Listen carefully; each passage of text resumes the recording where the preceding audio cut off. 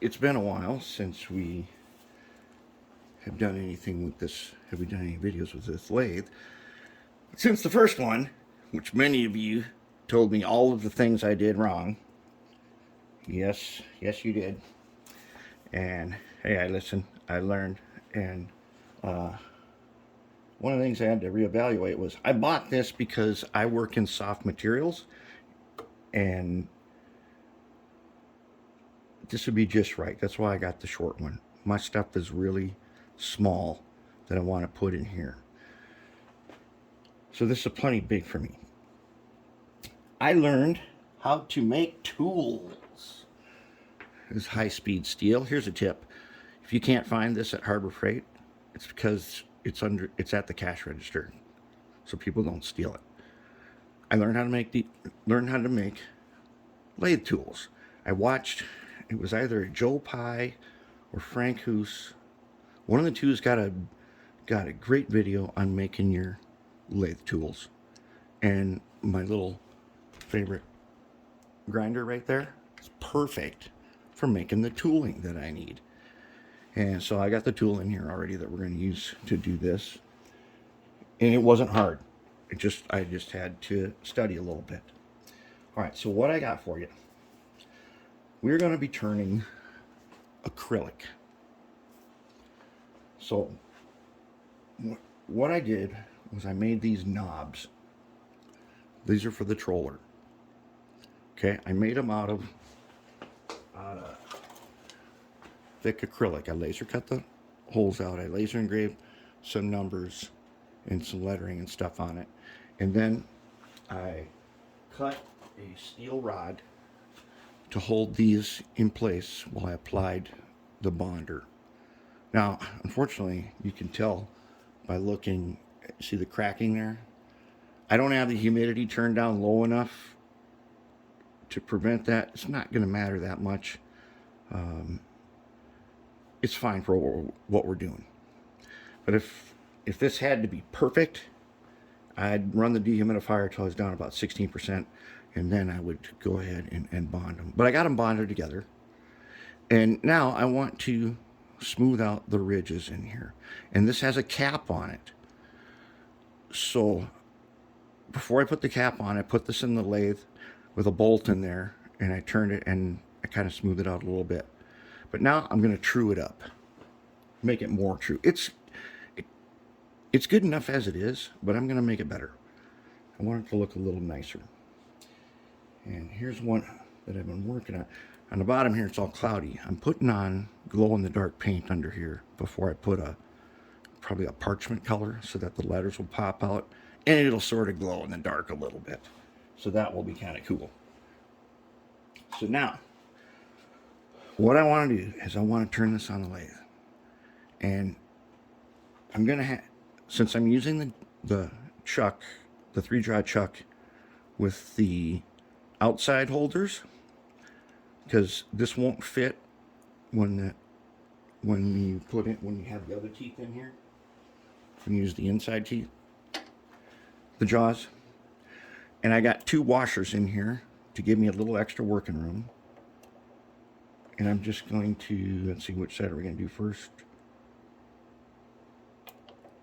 There, that is about the minimum amount it's holding one piece. And I'm not cranking down on this. This is acrylic.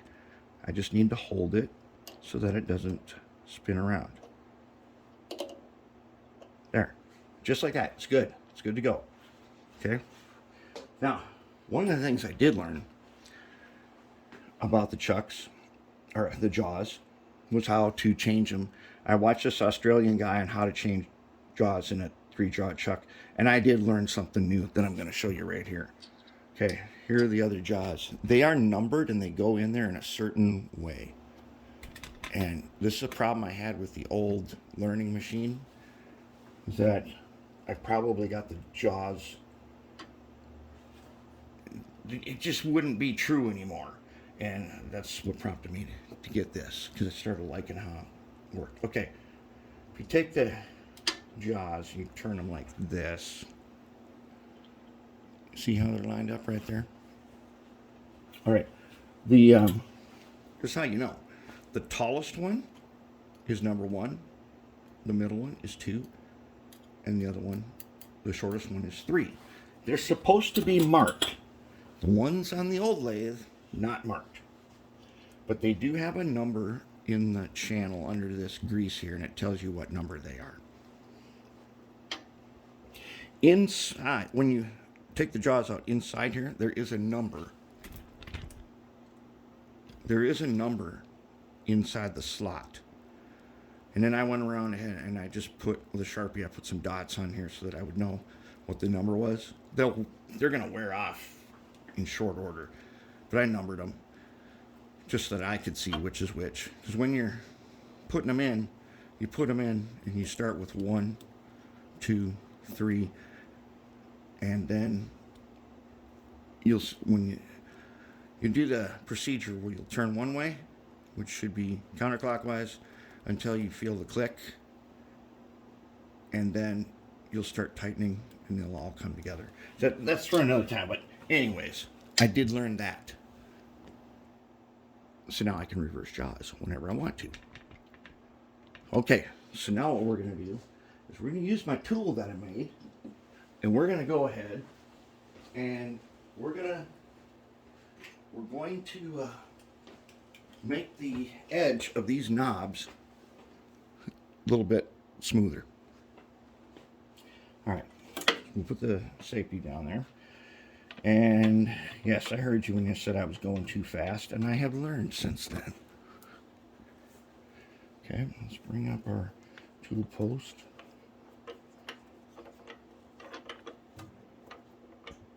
All right, so I'm going to get right to the edge of this. Now, so the safety shields here, I know it's kind of a pain, but it prevents stuff from flying in your face. Also, I'm going to do something here that most of you are going to say, hey, you can't do that. You're not supposed to do that. I've done this. I've done this a bunch, and this is one part that I am familiar with. And we'll get to that when we get sandpaper out. All right. So now I'm going to get her lined up just at the edge here, and I want to turn it and see if I'm on. Yep. See, I'm getting just a tiny chip there. Now let's see if we can get you in any closer to see what's happening. I want you to be able to see down here at the tool. You see down there? Let's see, we'll zoom in where the tool is.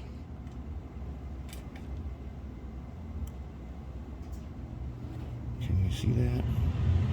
Yep, there he is. Can you see him? Right there? Okay, and I do pretty good chip control. I don't let chips build up because I don't want them going everywhere. Somewhere around here, I keep a paintbrush for doing that. We'll get that later. You guys want to see this thing go. All right, so I got it on. So what we're going to do first, we're going to go slow. So I'm just barely turning it on. Oh, I didn't lock it in. See what you guys... Yeah, it's distracting me.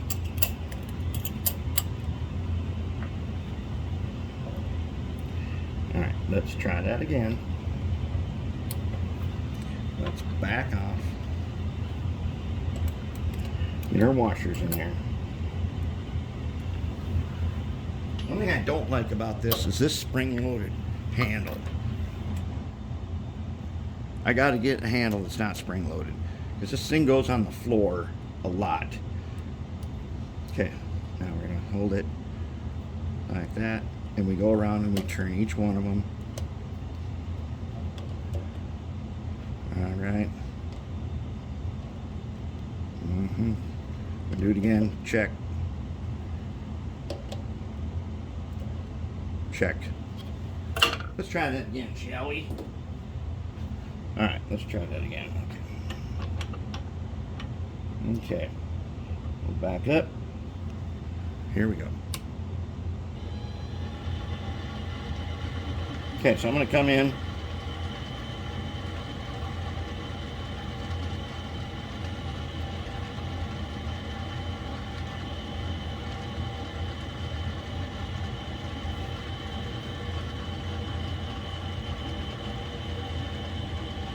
Checking for chips. Okay, now I'm going to start dialing it in.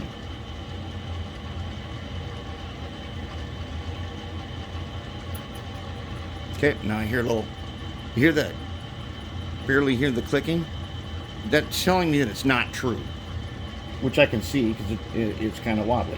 And it's not true because when I glued it on the rod, in order to fit through the hole had to be 1/4 inch, and the hole's 1/4 inch, so it wasn't super tight. Okay, give her a little more speed there. Okay, here comes the chips.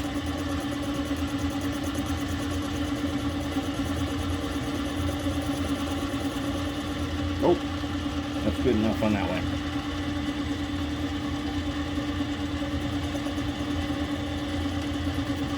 There we go. So I'm going to go slow on this.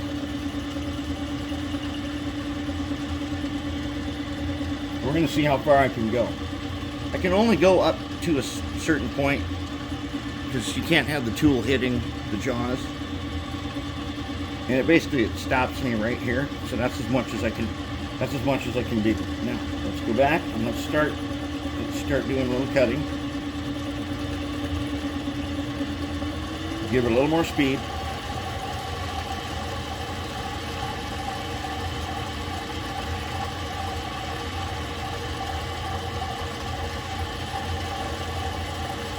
Not much yet. That outer piece is just slightly bigger than the rest. And that's what we want to make them nice and even up.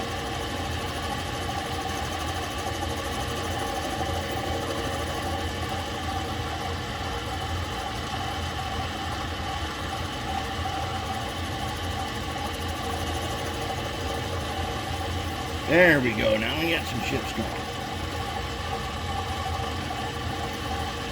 You got to be careful on these. Don't rush them.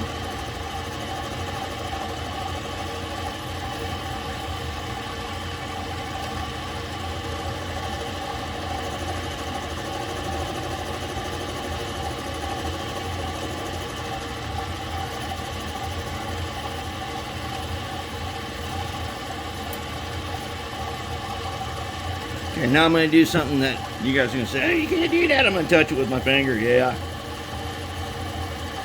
Woo. A little hot there. Let's slow her down and touch with a finger. Ah, we got the ridge off there, didn't we? We didn't really do much. Okay.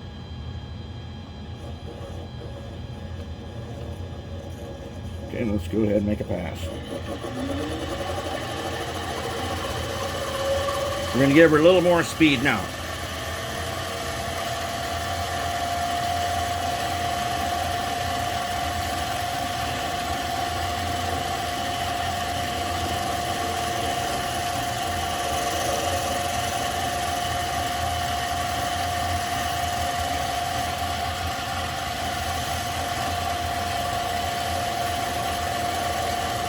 I'm just trying to make it true.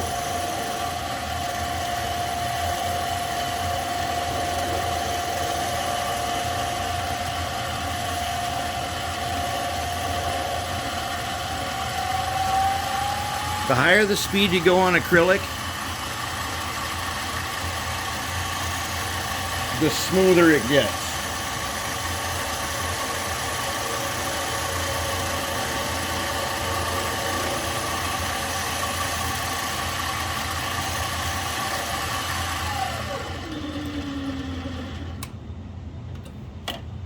Okay.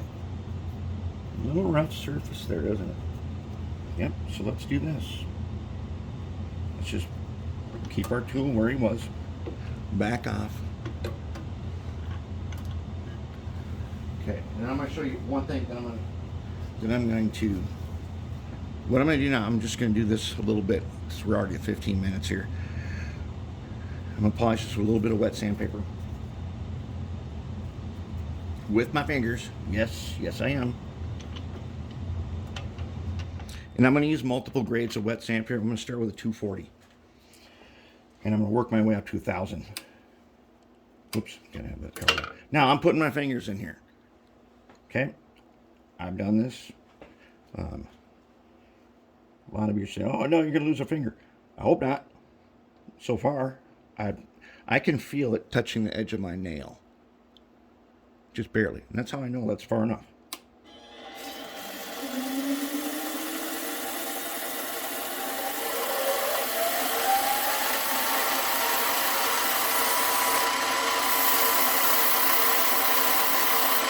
You need to keep wetting your sandpaper.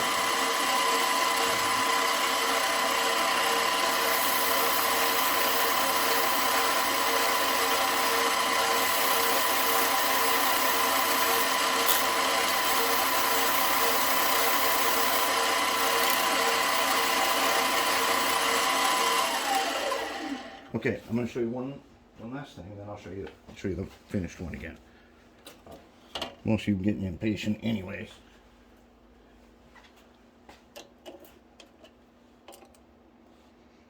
Okay, now I've got this edge. It's not good yet, but it's round. So now if I flip it over, I will be able to true the other side even better. And I'll probably go back and forth like this a few times until I get it just the way I like it. Okay, that's what I'm going to do. And that's all I really wanted to show you, because when I'm done, that's the edge I'm looking for. And mainly by feel. This sits on a control panel, and by feeling it, feels good. And then the bottom here is going to get the parchment color, the glow in the dark in it, and it's going to be a beautiful knob on that troller. So that's really all I got for you anyways. I ain't great yet. I'm learning a little bit, and we're putting it to work now.